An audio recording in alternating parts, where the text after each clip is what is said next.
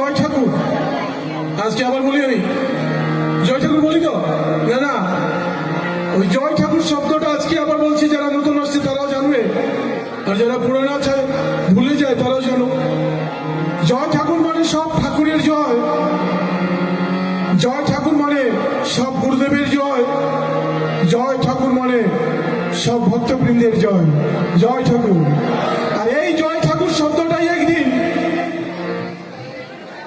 এই জয় ঠাকুর শব্দটাই একদিন, আমার বিশ্বাস আজ নয়, কাল নয়, 50 বছর পরে হলো, 100 বছর পরে হলো, সনাতন ধর্মের এক নাম হবে জয় ঠাকুর।